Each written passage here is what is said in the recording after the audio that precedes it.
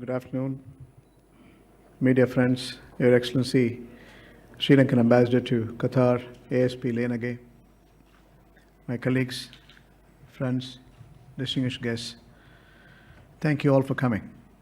Today, an important milestone in the bilateral relationship between Qatar and Sri Lanka. A few minutes before, we inaugurated our office in World Trade Center for Doha Bank.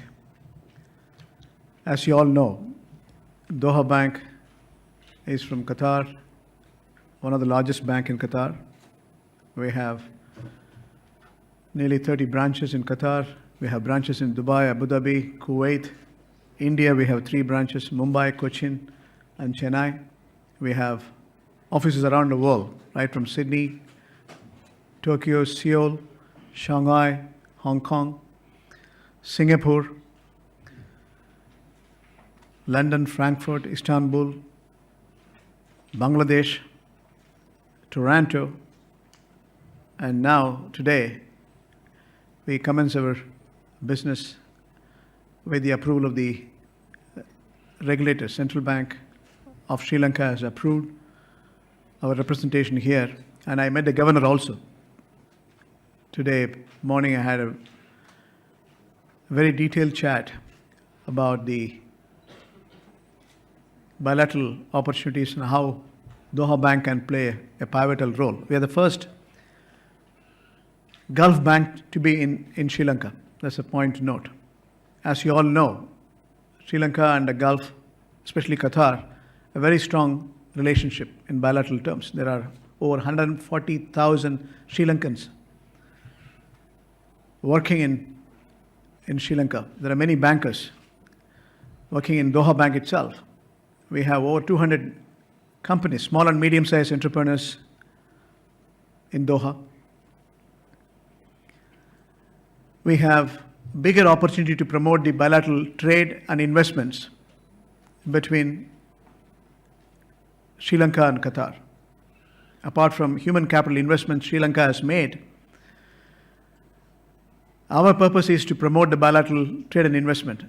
His Excellency, Sri Lankan Ambassador to Qatar, ASP Lenage, is instrumental in promoting these bilateral values. In terms of diplomatic relationship, we started our beginning in 1976. Over the period of time, we had much more participation from Sri Lankan and Sri Lankan corporates. And we had a historic visit of His Highness, Emir of Qatar, in March 2015. Many agreements were signed, youth affairs, sports, media, in multiple respects, bilateral agreements were signed. Subsequently, the health minister visited in October 2016. President of Sri Lanka visited in October 2017. In bilateral terms, in diplomatic terms, many agreements have been signed, but the opportunities we are going to showcase tonight. And that is the very purpose of tonight evening session. I want the media to come. I will put you in perspective how big the opportunity is all about. Let me start with the Qatar economy itself. Is a $200 billion economy, which runs in years of investable surplus. We have over $350 billion as investable surplus, which is invested in multiple markets. We want to bring Qatari investments to various sectors in Sri Lanka. That's what His Highness of Emir of Qatar, as well as the President of Sri Lanka, has agreed to. And Doha Bank is going to play a bigger role in bringing this bilateral investments. We have over $500 million, nearly $500 million, 511 million is a precise number last year, remittances from Qatar to Sri Lanka. We have a bigger opportunity in terms of investments. As you all know, Sri Lankan investments are the most liberalized market space. Number one, investment protection agreement is there by Constitution 157. Investment framework defined by the government Investment Rule 4, again, gives enormous opportunity in terms of tax concession, tax holidays, excise duty waiver, and customs duty waiver. This is a bigger opportunity which we want to showcase to the Qatari companies, and we want Qatari investors to set up the joint venture and investment partnership here. We also know there are opportunities for free trade agreement between Gulf, Qatar in particular, and Sri Lanka. You are already working on various free trade agreement.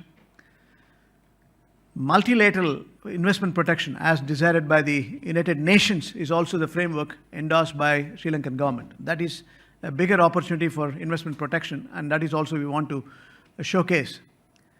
So on the investment framework, it is much more liberal. So we want the Gulf sovereign funds to come. If you look at the Sri Lankan skilled and unskilled workers throughout the Gulf, it's not only Qatar, where we have operations, whether it is Kuwait or Qatar or UAE, we have seen Sri Lankan in multiple respects contribute for the economic development. We also have bigger opportunity to invest in the agriculture and food security. The Gulf state, Qatar, is going through a blockade from the neighbors. And food security is a major concern. With agro-processing opportunities we have here, we want to invite food supplying companies, food processing companies from Sri Lanka to Qatar. We also want to look at maritime opportunities. In the aviation side, there is no better position geographically than Sri Lanka. Whether it is Indian Ocean or Arabian Sea or Bay of Bengal, all converging in this peninsula. And aviation hub is what we want to generate. Tourism and aviation are interconnected. Qatar Tourism Authority and Qatar Airways, we want to bring this joint venture and partnership to invest in aviation. That's what, when we met the president at the initiative of the ambassador, His Excellency, we showcased the opportunities, and the president is also keen on building this partnership. Our first priority is to build the Qatar Sri Lankan Business Council. We have taken steps. We are going to set up a separate council. We are going to bring the Qatari delegation here, the business community here, to showcase every sector. I mentioned about agriculture. I mentioned about aviation. I mentioned about food security.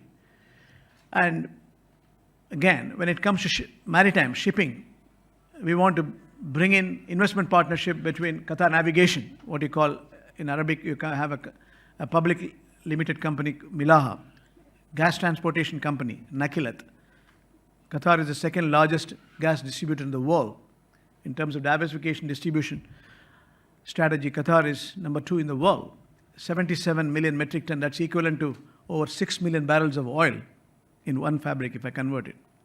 We want to bring this partnership for transportation, maritime transportation, navigation. We also want to look at the main area that is on the energy security for Sri Lanka. Now we know you have your own hydro plants, you have your thermal plant, you have your wind power plants, biomass. In addition, how to bring in liquefied natural gas to Sri Lanka. This is also we are looking at opportunities. After I met the president here, I went and met the Qatar Petroleum, who drives the complete Qatar natural gas production and distribution, managing director. And we explained the opportunities. But of late, Qatar is also scaling up the 77 million metric ton to 100 million metric ton. How can we bring the liquefied natural gas and the downstream industrial investments in Sri Lanka? And similarly, what sort of energy support, energy security support we can bring in through this investment partnership through Qatar Petroleum. That is an area where we have discussed at a political level. We want to bring it at business to business level. We want to look at the opportunities.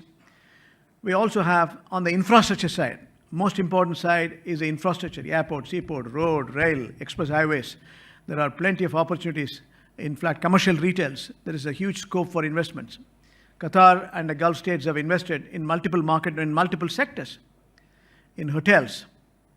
If there is a possibility for disinvestment of some of the hotels here, whether we can bring in investment partnership.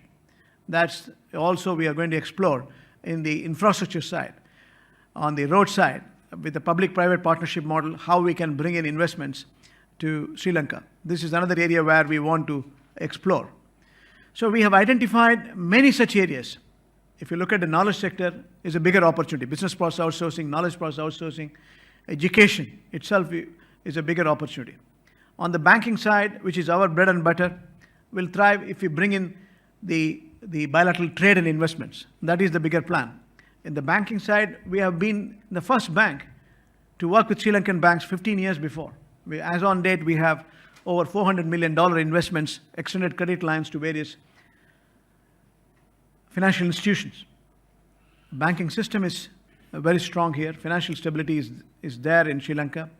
We know the regulatory alignment is of fine order, whether it is a new regulatory framework like IFRS 9 or Basel III. Sri Lanka has been in the forefront, even digital makeup and fintech. Sri Lankan regulators are working on it. Today when I met the governor, we had detailed chat about it.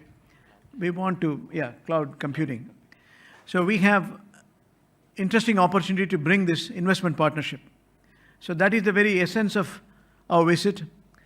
And from now on, you will see Doha Bank, and we will also see more and more Sri Lankan companies, whether small and medium-sized entrepreneurs, where we have only 200 companies, small and medium-sized. We want to take the small and medium-sized entrepreneurs and allowing them to have debt as well as equity participation. Qatar Development Bank is a government body which gives equity up to $1 million, reals, that is almost $250,000. And we want to take the Sri Lankan small and medium-sized entrepreneurs, set up their business and know-how, and banks also, in close coordination with Qatar Development Bank, we are supporting the debt. Not only Doha Bank, other banks are also there to support the small and medium-sized entrepreneurs. Within 72 hours, you also get industrial license in Qatar nowadays. In the last 1 year, huge amount of market and investment liberalization has taken place. Competitive business climate has improved. Our idea is to take the Sri Lankan businessmen, whether small or big, and set up this as a global gateway for global reach out, global trading. So we have a free zone, we have access to capital, we have access to infrastructure, access to finance. All these are going to be a bigger advantage for Sri Lankan corporates to come in. We also have our own network around the world, as I mentioned, India. India and Sri Lanka are very strong bilateral partners. Nearly $4.5 billion is a bilateral, by $4.5 billion is a bilateral trade. Significant portion of investments are also flowing between these two blocks. With our network in India, we want to support the Sri Lankan banks to extend additional credits, because we also operate with the full-fledged operations, whether it is Mumbai or Chennai or Kerala. So we want to facilitate them in terms of trade or investments. So these are the various angles at which we are going to work from now on. Today, we want to thank His Excellency the Ambassador. We want to thank the Central Bank. Tonight, the Finance Minister, Central Bank Governor, and the banking community is going to be represented, and we are going to showcase the opportunities in substance. And that is the essence of the press meet today.